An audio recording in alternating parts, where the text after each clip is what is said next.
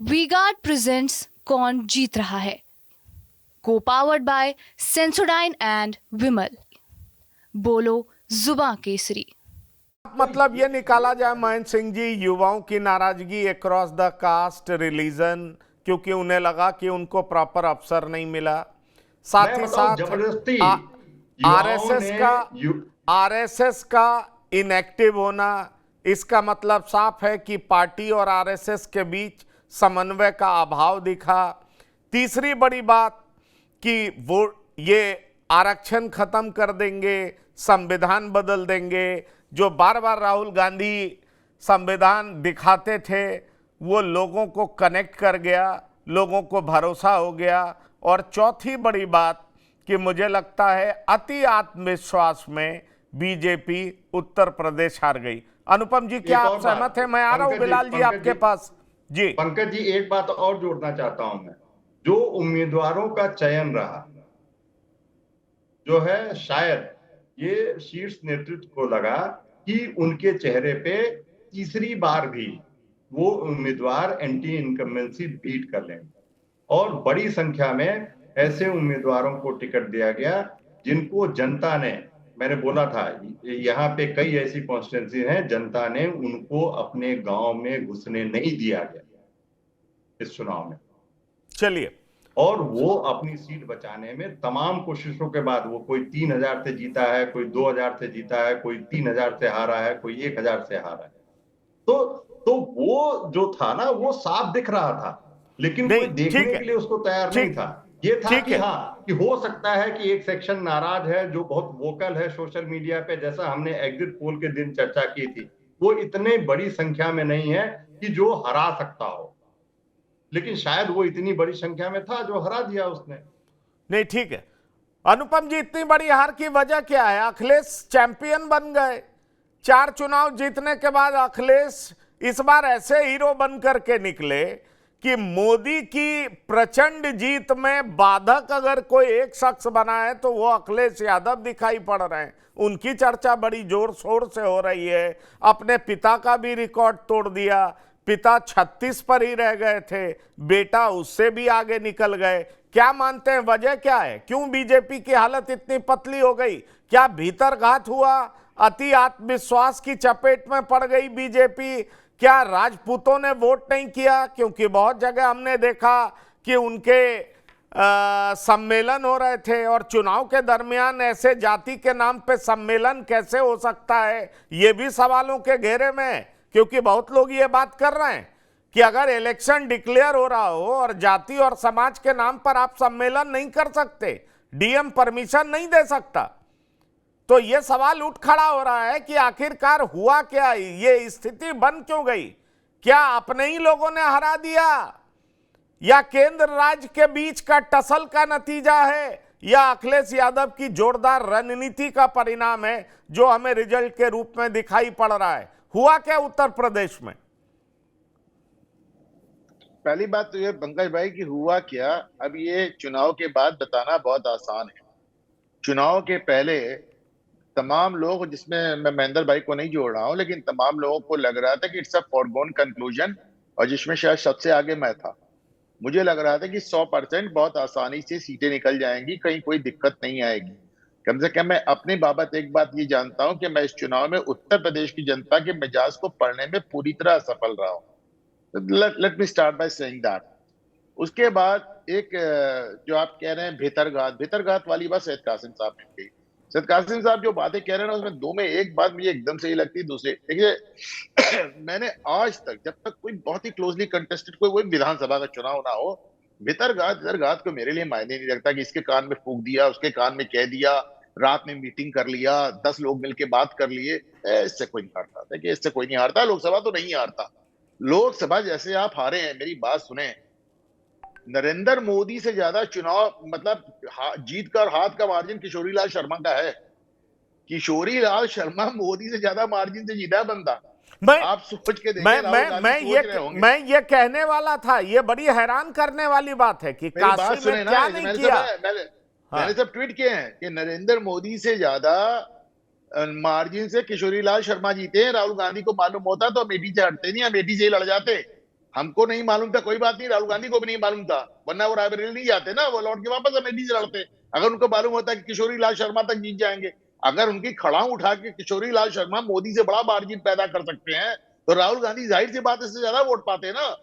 नरेंद्र मोदी गुजरात से आके उन्होंने काशी में बड़ा काम किया, जो भी काशी में जाता वो देखा, काशी की काया पलट कर दी, अब वो जीत रहे हैं 1.5 लाख वोट से। राहुल गांधी उत्तर प्रदेश से भाग के केरल चले गए और वो 4 लाख वोट से जीत रहे हैं। किस किस बात का एक्सप्लेनेशन दिया जाए साहब, क्या क्या समझाया जाए? अभी जो एक क्षत्रिय नाराजगी की बात हो रही थी, पहले आपको बहुत समझे, देख सैयद कासिम साहब की 2 बातों के हवाले से मैं करूंगा। पहली बात ये कि जो उन्होंने हमेशा कहते थे और जोड़ के गिनाते थे कि देखिए 32-33% अखिलेश यादव का वोट है, ज्यादा नहीं है, तो 32-33% मिला भी। भाजपा अपना वो 40 क्रॉस कर गई हमेशा के लिए, उसके बाद भी उसकी सीटें कम है, इनकी सीटें ज्यादा है। तो एक जो ये बताते थे कि 32-33% वोट मिलेगा, एकदम एग्जैक्ट उसी जगह जाके वोट रुक गया, उससे आगे बढ़ा भी नहीं। लेकिन आप देखिए कहां कहां कहां गड़बड़, देखिए ये बेहतर इतरगात नहीं, ये बहुत लंबे तरह से, मतलब बाकायदा आप इसको माने, पब्लिक हराना चाहती थी भारतीय जनता पार्टी को, पब्लिक बाकायदा भाजपा की हार देख रही थी, जिसको मैं कम से कम नहीं पढ़ पाया। और भाजपा को इतना लैंडस्लाइड, भाई मैं आज एक वीडियो देख रहा हूं, जिस मुझे यकीन ही नहीं हुआ, जैसे सैयद कासिम साहब मेरे को बोले नहीं, ये टीवी प्रोग्राम पे बताया उन्होंने, क्या मेरी इमरान मसूद से बात हुई, मैंने कहा कि तुम कैसे जीत रहे हो, तो उन्होंने कहा मैं ठाकुरों के सपोर्ट से जीत रहा हूं। मैंने उसी समय इमरान मसूद को अपने दिमाग से निकाल दिया, ये तो हार जाएगा बंदा, ठाकुरों भरोसा करके बैठा, ठाकुर वोटी से मिलने नहीं। लेकिन आज मैं देख रहा हूं छत्री महासभा में इमरान मसूद का अभिनंदन हो रहा है, और छत्री इमरान मसूद को फूलों और मालाओं से लाद के कह रहे हैं कि रघुकुल रीत सदा चली आई, प्राण जाई पर वचन न जाई। तो भाई मेरे लिए तो ये बड़ा अविश्वसनीय है। इकरा हसन एक दूसरा मामला है, क्या नाम है, नहीं बिल्कुल, कैराना में।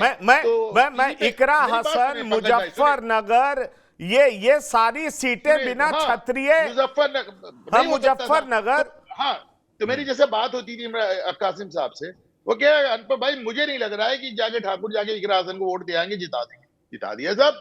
अरे साहब आज ये जो वीडियो में देख रहा हूं कि क्षत्रिय महासभा में इमरान मसूद को ऐसा फूलों से लाद के और राजा राम की दुहाई दी जा रही है, मेरे मतलब देखिए भाई, मैं कुछ ऐसा देख रहा हूं जो मैंने नहीं देखा पहले। तो ऐसे में आप मुझे माफ कर सकते हैं, क्योंकि मैं इतनी लंबी पत्रकारिता मैंने कभी सोचा नहीं था कि ये दिन देखने को आएगा। बहरहाल एक छोटी छोटी 2 बातें मैं इसमें और जोड़ दूं।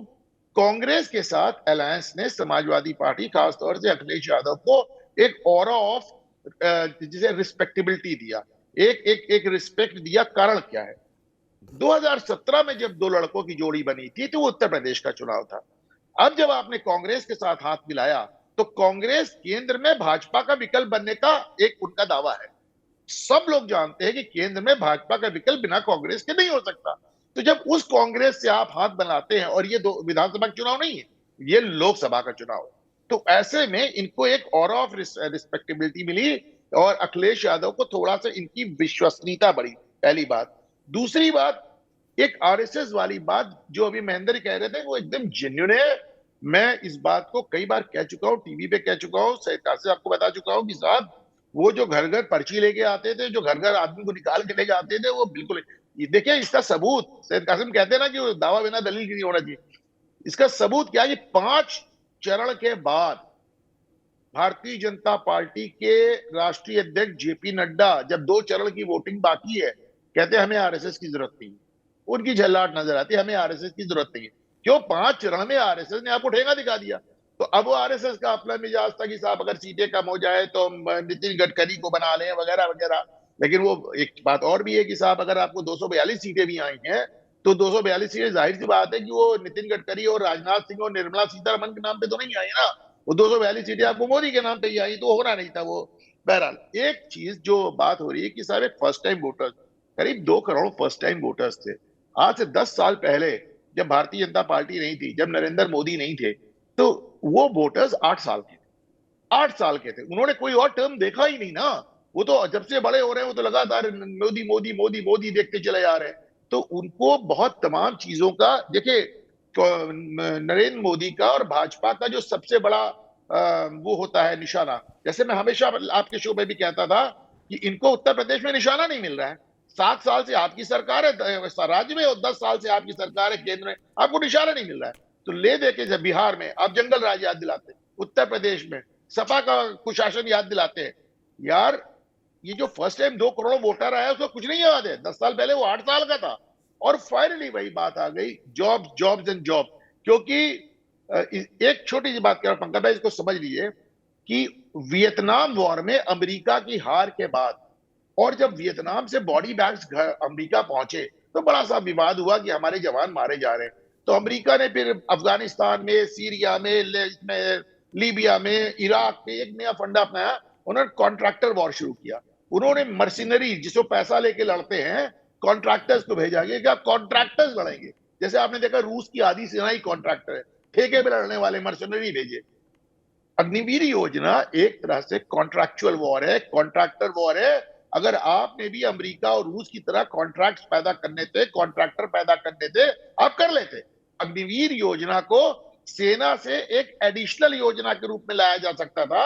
सेना को ही अग्निवीर योजना में तब्दील कर जाना आज भी मैं कह रहा हूं सबसे बड़ी भूल है। क्योंकि आप कहते हैं कि भाई अब अग्निवीर में भी भर्ती हो, पहले भी होती थी। शॉर्ट सर्विस कमीशन के लोग आते थे, 5 साल के लिए आते थे और वहां से निकल के आते थे तो उनको आईएसपीसी से कोटा भी मिलता था। 7 साल के लिए आते थे, 9 साल, 11 साल के लिए आते।